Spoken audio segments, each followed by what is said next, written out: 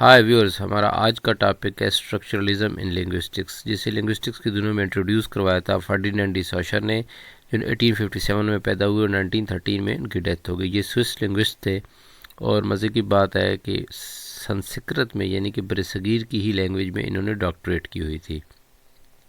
Viewers, एक लंबे अरसे बाद हम इसलिए आए हैं, माज़रत करते हैं कि हमारी वालदा जान अल्लाह मियां को प्यारी हो गई थी। उनकी दर्जात की बुलंदी की आपसे दुआ की दरख्वास्त है। Ferdinand de Saussure father of modern linguistics थे। Ferdinand de Saussure father of modern linguistics Ferdinand Saussure को कहा जाता है, साथ नोम चॉम्स्की को भी कहा जाता है। The things can not be understood in isolation, ये की कॉन्सेप्ट है स्ट्रक्चरलिज्म का कि चीज़ों को तन्हाई में नहीं समझा जा सकता। कैसे कि अगर आपने अपने मकान को मकान कहना है, होम कहना है, तो वो झोंपड़ी से मुख्तलिफ है तो उसको मकान कहा जा रहा है। जिस तरह हम उर्दू में कोठी का लफ्ज़ यूज़ करते हैं, बंगले का वर्ड यूज़ करते हैं, तो उनके स्ट्रक्चर डिफरेंट है। Things can not be understood in isolation, कोई चीज़ आइसोलेशन में आप नहीं समझ सकते। दूसरी बात, they have to be seen in the context of larger structure they are part of. अकेली ईंट कुछ भी नहीं है, जब वो तरतीब से रखी जाती है तो उसी से कमरा भी बन जाता है, उसी से वॉशरूम भी बनता है, उसी से किचन भी बनता है, उसी से बरामदा भी बनता है, उसी से बंगला भी बनता है, उसी से कोठी भी बनती है, उससे हट भी बन सकती है, कुछ तरतीब अगर आप दे लें तो। बात यह है कि हट वैसे तो लकड़ी की और कानों की बनती है, लेकिन बात यह है कि लार्जर स्ट्रक्चर के तौर पे आप उस चीज़ को समझेंगे, किसी चीज़ के कॉन्टेक्स्ट में समझेंगे। विदाउट कॉन्टेक्स्ट आप नहीं समझ सकते। यहाँ प्रैग्मेटिक्स को मिक्स ना कीजिएगा। Meanings are attributed to the things by human mind, not contained within them. कि मीनिंग्स जो हैं किसी भी चीज़ के नहीं होते, ये ह्यूमन माइंड की तरफ से उनको दिए जाते हैं। अब हमारे हाथ में अगर पेन है तो उसको पेन हम कह रहे हैं, उसमें ऐसी कोई खूबी नहीं है जिसकी वजह से उसे पेन कहा जाए। अब सर्दियां हैं तो आप देख लें, आप कमरे में हीटर चला रहे हैं, पॉसिबल है दुनिया के किसी कोने में इसको फ्रिज भी कहा जाता हो, और इसको हीटर क्यों कहते हैं। और अगर आप प्रिंटर यूज़ कर रहे हैं, इस वक्त आप लैपटॉप यूज़ कर रहे हैं या मोबाइल यूज़ कर रहे हैं जिस पे आप ये सुन रहे हैं, तो मोबाइल तो उसको भी कहा जाता है, वो जो घूमने वाली होती है, क्या कहते हैं, मोबाइल हॉस्पिटल। तो मकसद है कि चीज़ों को मीनिंग्स जो हैं ह्यूमन माइंड की तरफ से दिए जाते हैं। आप ट्री को ट्री क्यों कहते हैं, कप चाय पी रहे हैं उसको कप क्यों कहते हैं, ठीक है। आप कॉफ़ी पीते हैं तो उसको कॉफ़ी क्यों कहते हैं। तो ये चीज़ें हैं, ये ह्यूमन माइंड की तरफ से उनको वर्ड्स को मीनिंग अता किए जाते हैं किसी चीज़ को, अदरवाइज मीनिंग्स कुछ नहीं है। अब हम 3 कॉन्सेप्ट्स की तरफ आएंगे, जो मेन 3 कॉन्सेप्ट्स हैं स्ट्रक्चरलिज्म के। बाद में फिर हम इसे तफसील से पढ़ेंगे। मेजर 3 है, first arbitrariness, second relational, third है कॉन्स्टिट्यूटिव। आर्बिट्रेरीनेस जैसा कि हम पहले पढ़ चुके हैं, किसी भी चीज़ का मीनिंग फिक्स नहीं है। यानी कि इसको आप इस तरह समझ सकते हैं जैसे आप मुस्लिम दुनिया में कहते हैं दुनिया फ़ानी है, कोई भी चीज़ परमानेंट नहीं है। इसी तरह फर्डिनेंड डी सॉशर कहते हैं कि किसी भी वर्ड का जो मीनिंग है वो आर्बिट्रेरी है, फिक्स्ड नहीं है। मुमकिन है जिस चीज़ को आप यहाँ ट्री कह रहे हैं, अफ्रीकन लैंग्वेजेस में जो है उसको कुछ और कहा जाए, हिंदी में कुछ और कहा जाए, संस्कृत में कुछ और कहा जाए। अब आप हिंदी और संस्कृत को मिक्स कर लीजिए और उसके बाद श्रीलंकन में कुछ और कहा जाए। मकसद है दुनिया की मुख्तलिफ लैंग्वेजेस में उस वर्ड ट्री के कॉन्सेप्ट को कुछ और कहा जाएगा, मीनिंग फिक्स नहीं है। आज हमारे यहाँ कंजर के लफ्ज़ को बहुत बुरा कहा जाता है। गालिबन गालिब के दौर में वो आने जाने वाले मुसाफिरों के साथ वो वर्ड जो है फिक्स था, तो उनको भी कहा जाता था। मायने चेंज होते हैं रहते हैं। जैसे कि आज आप हो सकता है किसी चीज़ को गाली समझते हैं और कल आप उस बात को अच्छा समझने लग जाएं। कॉन्सेप्ट पे है, कॉन्टेक्स्ट पे है, ये चीज़ें चेंज होती रहती हैं। रिलेशनल दूसरा है। रिलेशनल, रिलेशन क्या है, no words can be defined in isolation from other words. किसी भी वर्ड का अकेले का कुछ मीनिंग नहीं है, उसके नेबर्स में जो वर्ड्स हैं it's meaning depend upon its relation with other neighbour words.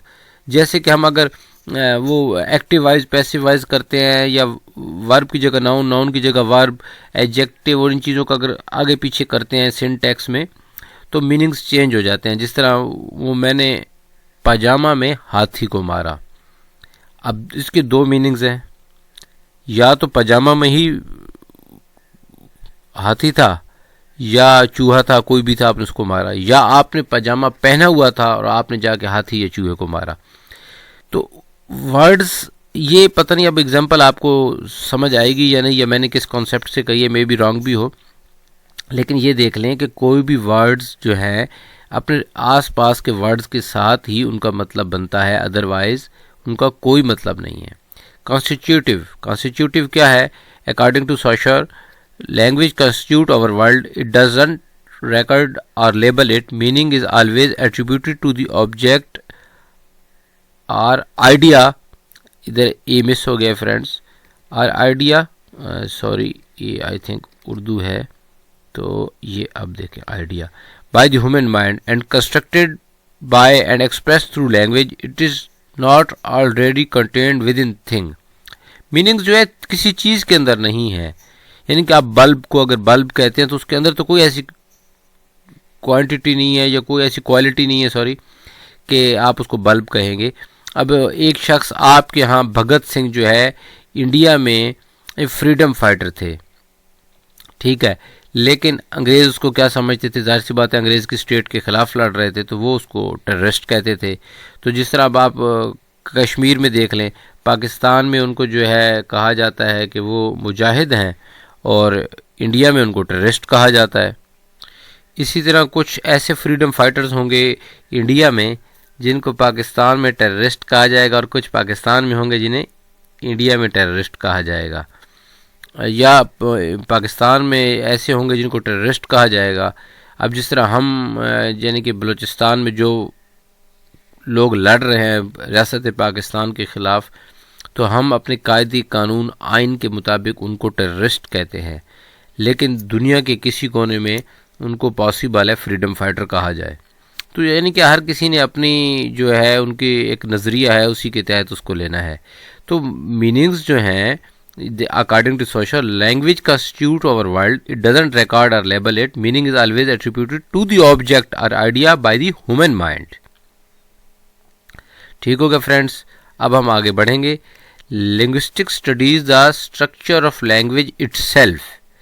अब ये स्ट्रक्चरलिज्म का वर्ड पहले कहाँ आया? First seen in the works of anthropologist Claude Levi-Strauss and the literary critic Roland Barthes. पहले ये वर्ड इन दो एंथ्रोपोलॉजिस्ट की स्टडी में आया कि ना, सॉरी, क्लॉड लेवी-स्ट्रॉस एंथ्रोपोलॉजिस्ट थे और लिटरेरी क्रिटिक थे रोलैंड बार्थ्स।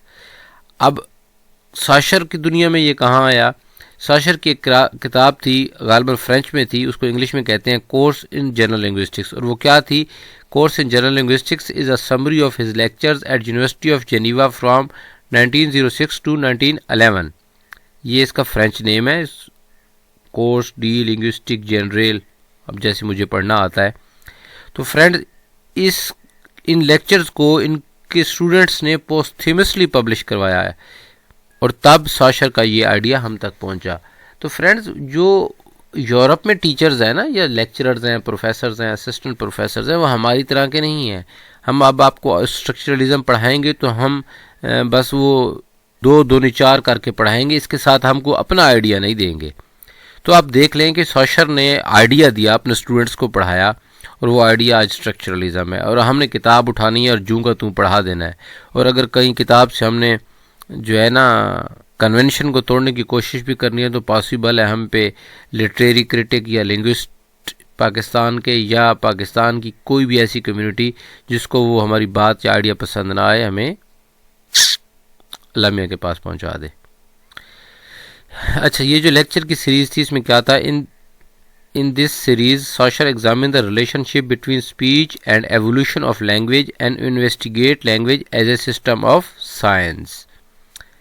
तो लिंग्विस्टिक्स, लिटरेरी थेरी, एंथ्रोपोलॉजी, ये सारी चीज़ें स्ट्रक्चरलिज्म में आपको नज़र आती हैं। इस स्टार्ट का हुआ, स्टार्टेड इन फ्रांस इन 1950, और इसका ज़्यादा असर जो है 1950 से 60 के दरमियान। Anthropologist Claude levy-straws was the first who applied structuralism in his works. अपने वर्क्स में स्ट्रक्चरलिज्म को अप्लाई करने वाली पहली शख्सियत भी क्लॉड लेवी-स्ट्रॉस है। और इस मूवमेंट को आगे किसने बढ़ाया? रोनाल्ड बार्थ्स ने, जो लिटरेरी क्रिटिक थे, put forward this movement of structuralism. अच्छा, इससे पहले न्यू क्रिटिसिज्म था और इसकी टर्म जो है किसने कॉइन की थी? जॉन क्रोव रैनसम ने। उसमें यह होता था कि intention of writer during creation of literary work को भी साइड पे रख दिया जाता था, बैकग्राउंड ऑफ ऑथर, इन चीज़ों को में भी लिया जाता हुआ, मुझे वो भूल गया है। तो हम एपिस्टीम की तरफ आएंगे। इसके मुतालिक साशर क्या कहते हैं? Unit of knowledge is construct of language. It means in order to learn gain knowledge you need to know language. अगर आपने कोई भी unit of knowledge is construct of language, language की वजह से ये, it means in order to learn gain knowledge you need to know language. अगर आप नॉलेज हासिल करना चाहते हैं तो आपको लैंग्वेज को सीखना पड़ेगा। Saussure said linguistic determinism is the key. It means language determines thought. Language consist of signs. Signs के बगैर तो लैंग्वेज है ही नहीं। ये जो वर्ड लिखे हुए हैं LANGUAGE, खुद लैंग्वेज का ये भी एक साइन है ना। Meaning does not rest in a word. हम पहले पढ़ चुके हैं कि मीनिंग जो है वर्ड के अंदर रेस्ट नहीं करते, ह्यूमन माइंड के अंदर रेस्ट करते हैं। क्योंकि ट्री एक कॉन्सेप्ट आ गया जहन में, तना है, लड़ी टहनियाँ हैं, उनके ऊपर पत्ते हैं। ये पाकिस्तान में है, हिंदुस्तान में है, हो सकता है श्रीलंका में ना कहा जाता हो, या एशिया से आप बाहर निकल जाएं तो ट्री का मतलब जो है वो बिल्ली को ट्री कहा जाता हो। ठीक है। साइन, साइन क्या है? आर्बिट्रेरी है, रैंडम है, नॉट लॉजिकल है। कोई लॉजिक ही नहीं है ना आपके पास कि आप कमरे को कमरा क्यों कहते हैं, कूलर को कूलर क्यों कहते हैं। First aspect is the sound of the word. Signifier जो होता है, लाइक ट्री, डॉग और पेन, इनकी साउंड भी अगर आप देख लें तो इनकी जो मेंटल कॉन्सेप्ट है उससे कहाँ मिल रही है। This aspect of the sign is referred by Saussure as the signifier. Signifier क्या है? आपका जो वर्ड है या साउंड है वो सिग्निफायर है। जैसे वर्ड डॉग है, वो सिग्निफायर है, यानी कि DOG डॉग जब आप लिखेंगे तो वो सिग्निफायर है। साउंड उसका जब आएगा वो भी सिग्निफायर है, और DOG डॉग जो लिखा हुआ है वो भी सिग्निफायर है। अब ये देख लें, ट्री को जर्मन में क्या कहा जाता है? बॉम कहा जाता है, बंगला लैंग्वेज में गॉच कहा जाता है, और हम उसको दरख्त कहते हैं। यानी कि मीनिंग जो है इज नॉट एट्रीब्यूटेड, यानी कि किसी भी चीज़ को मीनिंग जो है ह्यूमन माइंड देता है, उस चीज़ के अंदर नहीं होता। अगर उस चीज़ के अंदर होते तो जिस तरह इंग्लिश में ट्री को कहा जा रहा है, भाई स्पेशल से स्ट्रक्चर को ट्री कहा जा रहा है, तो वो हिंदी में, बंगाली में और जर्मन में भी ट्री कहा जाता है। ऐसा नहीं है। जर्मन में बाम कह रहे हैं, बंगला में गाज कह रहे हैं। हो सकता है मेरी प्रोनाउंसिएशन गलत हो तो आप मज़ीद देख लीजिएगा। सिग्निफायर का आपको बता दिए क्या है? Is the sound associated with or image of something. किसी चीज़ का इमेज, यानी कि वर्ड का। और सिग्निफाइड क्या है? सॉरी, इमेज नहीं आएगा, वो स्ट्रक्चर आएगा, जो वर्ड्स का स्ट्रक्चर है वो सिग्निफायर है। और सिग्निफाइड क्या है? इज द आइडिया और concept of thing. It's the second aspect of sign which is term as signified. Signifier वो हो गया जो वर्ड है, उसकी फिजिकल अपीयरेंस उस वर्ड की या उसका साउंड। और सिग्निफाइड क्या है? उस वर्ड का जो इमेज हमारे माइंड में क्रिएट होता है वो सिग्निफाइड है। हम साइन को देख लें। Sign is the object that combines the signifier and signified into a meaningful unit. Arbitrariness आपको बता चुके हैं, जैसे दुनिया फानी है, कोई भी चीज़ परमानेंट। आर्बिट्रेरीनेस यही है कि किसी भी लफ्ज़ का मतलब या वो लफ्ज़ उस खास ऑब्जेक्ट से एसोसिएट नहीं है, बस कह दिया गया है उसको। ट्री को ट्री कह दिया गया है, किस में? इंग्लिश लैंग्वेज में। उर्दू में उसको दरख्त कह दिया गया है, बंगाली में उसको कुछ और कहा गया है। ये देख लें बंगाली में क्या किया है, गाज कहा गया है।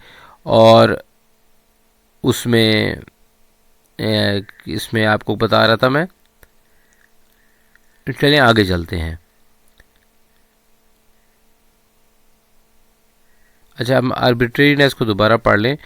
क्या है arbitrariness? Deciding by one's own discretion depending on one's judgement.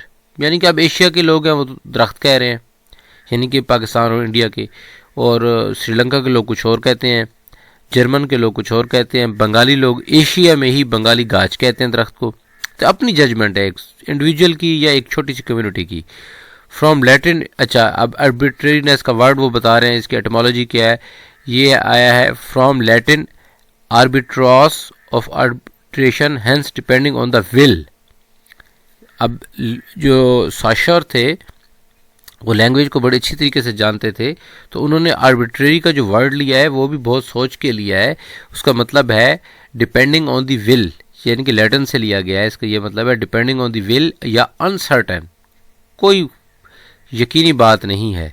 तो ये है आर्बिट्रेरीनेस। सिग्निफायर क्या है? Word image. Signifier is most important than signified. Signified यानी कि मेंटल कंसेप्ट से सिग्निफायर इंपॉर्टेंट है। क्यों? Because signified remains changing. Signified तो चेंज होता रहेगा ना, यानी कि अब आप इमेजिन करें कि वर्ड जो है सिग्निफायर है ट्री। मुमकिन है बंगाली में ट्री को अब सिग्निफाइड चेंज होता रहता है, क्योंकि ट्री को कुछ और कहा जाता होगा, यानी कि अब सिग्निफाइड ट्री को, बिल्ली को ट्री कहा जाता होगा, शेर को ट्री कहा जाता होगा किसी लैंग्वेज में, दुनिया के किसी हिस्से में। तो सिग्निफाइड चेंज होता रहता है। अच्छा, इसकी आप सादा सी आपको एग्जांपल देते हैं कि सिग्निफाइड कैसे चेंज होता है। वर्ड है टेररिस्ट। सिग्निफाइड कौन है? वर्ड टेररिस्ट हमारे पास है सिग्निफायर, और सिग्निफाइड कौन है? अब अगर आप देख लें कश्मीरी सिग्निफाइड है, और सॉरी यहाँ हम देख लें अगर हम इंडिया के पॉइंट ऑफ व्यू से लें तो वो कश्मीरियों को क्या कहेंगे? वर्ड टेररिस्ट यूज़ कर रहे हैं। किसके लिए? आतंकवादी किसके लिए यूज़ कर रहे हैं? वो लोग जो कश्मीर में अपनी जंग लड़ रहे हैं अलहदगी की। ठीक हो गया। अब सिग्निफायर क्या है? Word terrorist. और सिग्निफाइड क्या है? वो शख्स जो इंडिया से अलहदगी की जंग कश्मीर में लड़ रहा है, या जिस तरह पहले तामिल लोग लड़ते रहे हैं इंडिया में। अच्छा, अब सिग्निफाइड कैसे चेंज होता है? अब पाकिस्तान के स्ट्रक्चर में देखें तो टेररिस्ट कौन है? वो जो पाकिस्तान से अलहदगी की जंग लड़ रहे हैं। सिग्निफाइड चेंज हो गया ना, शक्ल भी चेंज हो गई उसकी, सब कुछ चेंज हो गया। और अगर आप इंडिया में चले जाएं, फ्रीडम फाइटर का वर्ड, तो जो पाकिस्तान में टेररिस्ट करार दिए गए, हो सकते हैं इंडियन उनको फ्रीडम फाइटर्स कहते हो। जिस तरह जो है सब कॉन्टिनेंट में बरसगीर में सिग्निफायर था वर्ड टेररिस्ट, किसके लिए? उन लोगों के लिए जो जुल्म करते थे इन पे। और यहाँ फ्रीडम फाइटर का वर्ड सिग्निफायर था किसके लिए? भगत सिंह के लिए। वर्ड वही है फ्रीडम फाइटर, लेकिन सिग्निफाइड चेंज हो गया। कौन चेंज हो गया? Freedom fighter. जब आप बरतानिया में जाएंगे तो वहाँ उसका मकसद सिग्निफाइड चेंज हो जाएगा। जिस तरह हमारे यहाँ कश्मीरियों का चेंज हो जाता है, इंडिया में कुछ, पाकिस्तान में कुछ। सिग्निफाइड आपको पता है मेंटल कॉन्सेप्ट है। Nothing can be understood in isolation, आप स्ट्रक्चरलिज्म में पढ़ चुके हैं। अच्छा, इसमें एक और कंसेप्ट आता है लैंग और पैरोल का, जो साशर ने दिया है। लैंग क्या है? सेट ऑफ रूल्स है, total system of any language, building blocks of speech, यानी कि जिस तरह ईंटों से इमारत बनती है, इसी तरह लैंग क्या है? बिल्डिंग ब्लॉक ऑफ स्पीच है। System and capacity of communication. Parole क्या है? टोटल सिस्टम ऑफ लैंग्वेज को लैंग कहते हैं, और पैरोल क्या है? Individual use of language, particular use of language, यानी कि एक शख्स अगर किसी लैंग्वेज को, यानी कि अल्फाज चुन के ही इस्तेमाल करेगा ना, तो वो जो उसका स्टाइल है वो तमाम जो है वो इंडिविजुअल यूज ऑफ लैंग्वेज है, वो पैरोल है। Enabler of the language, actual action that we engage in when we speak. अगला कॉन्सेप्ट देखते हैं जी। अच्छा व्यूअर्स, ये बाकी तकरीबन हम सारा पहले पढ़ चुके हैं कहीं गलती से। तो word has no natural meaning, कोई नेचुरल मीनिंग नहीं है। No relationship between meaning and work. Language can not reflect real things, real things तो नहीं है ना। मोबाइल को मोबाइल क्यों कहते हैं, कैम को कैम क्यों कहते हैं, माइक को माइक क्यों कहते हैं? रियल थिंग्स को तो नहीं डिपिक्ट कर रही ना। लैंग्वेज रेफर टू इटसेल्फ, ठीक हो गया। All words leads to other words, relational है ना। No words have its meaning in isolation, ये रिलेशनल को अगर आप देख लें, आइसोलेशन में कोई नहीं है। Difference and absence create meanings, ये बात काबिल गौर है। या डिफरेंस क्रिएट करेगा। बाइनरी अपोजिशन का कॉन्सेप्ट दिया था किसने? सॉशर ने। बाइनरी अपोजिशन क्या है? मेल है, तो वो क्यों मेल है? इसलिए कि वो फीमेल नहीं है, या तो उसके जो स्पेशल बॉडी ऑर्गन्स हैं वो डिफर कर रहे हैं फीमेल से, इसलिए उसको मेल कहा जाता है। और जब वो डिफर करेंगे तो इसका मकसद है, अब एब्सेंस को इसको ले ले, पहले तो आपने डिफरेंस कर दिया ना, स्पेशल बॉडी ऑर्गन्स है जो मेल को फीमेल से डिफरेंशिएट करते हैं, ठीक हो गया। अगर आप इसे एब्सेंस में लेते हैं तो मेल मेल क्यों है या फीमेल फीमेल क्यों है? फीमेल इसलिए फीमेल है कि उसमें वो पार्ट एब्सेंट हैं जो मेल में है, या मेल इसलिए मेल है कि उसमें वो पार्ट एब्सेंट हैं, वो बॉडी ऑर्गन्स एब्सेंट हैं जो फीमेल में है। और बाइनरी अपोजिशन है, ऑपोजिट है हर चीज का, मेल फीमेल गर्ल बॉय। इसी तरह सिंटैग्मेटिक है हॉरिजेंटल स्ट्रक्चर, पैराडिग्मेटिक है चॉइस ऑफ वर्ड्स, ठीक है। Synchrony is a study of language. Synchrony और डायक्रोनी का कॉन्सेप्ट और बहुत मेजर कॉन्सेप्ट है ये स्ट्रक्चरलिज्म में जो सॉशर ने दिया है। सिंक्रोनी क्या है? Is a study of a language in a given time or in a particular time. Language like a structure is always complete and self-contained any given point of time, and therefore linguists should study it in terms of its internal relation that exist at any given moment in time rather than merely in terms of its history. History में नहीं, given point of time में इसको study करें, ये Synchrony है। Synchronic linguistics भी इसको कहते हैं, डिस्क्रिप्टिव लिंग्विस्टिक्स भी आप कह सकते हैं। That is why Saussure's approach to language is refer to as synchronic as oppose to diachronic, यानी कि पहले थ्रू हिस्टोरिकल मूवमेंट लैंग्वेज को स्टडी किया जाता था। डायाक्रोनिक क्या है? Diachronic the study of language through time. Dia का मतलब है थ्रू, अक्रॉस बाय, क्रॉनिक है टाइम, इससे बन गया डायाक्रोनिक, यानी कि एवरी, अच्छा यहाँ और आ जाता है, एवरी सिग्निफायर में leads to a new signifier. अच्छा अब ये कंसेप्ट देख लें, लेक्चर एंड होने वाला है। हर जो आपका सिग्निफायर है वो आपको एक नए सिग्निफायर की तरफ लेके जा रहा है। कैसे? लायन किस चीज की सिंबल है? लायन जंगल का किंग है, और किंग के सर पे क्या होता है? ताज होता है, क्राउन। और क्राउन किस चीज की सिंबल है? किंगडम की, किंगडम का जो मालिक है। तो ये एक एक चीज जो है आपको लेके जा रही है न्यू सिग्निफायर की तरफ। अब लैंग और पैरोल की एग्जांपल देख लें। एक जॉनरा है नावल, एक पूरी दुनिया है, उसको आप लैंग कहेंगे। पैरोल क्या है? एक नावल है, Wuthering Heights. Specific use of language जो है किसका? एक इंडिविजुअल का, उसने किस में किया है? वदरिंग हाइट्स में। तो नावल जो है जॉनरा पूरा वो लैंग है, और पैरोल यानी कि सेट ऑफ सिस्टम्स है, और parole individual use of language है, जैसे वदरिंग हाइट्स एक नावल का नाम है। तो व्यूअर्स, ये टूटा फूटा लेक्चर अगर आपको पसंद आया हो तो कमेंट कीजिए, इस चैनल को सब्सक्राइब कीजिए। कुछ मोर यानी कि और लेक्चर्स के जो हैं लिंक्स डिस्क्रिप्शन में मौजूद हैं, उनको सुन लीजिए इंशाल्लाह। Synchrony, diachrony, syntagmatic, paradigmatic, arbitrariness, signifier, signs signifier, signified, इन पे छोटे छोटे लेक्चर्स भी मज़ीद हम अपलोड करेंगे। नेक्स्ट लेक्चर तक के लिए इजाज़त दीजिए। अल्लाह ने के बाद।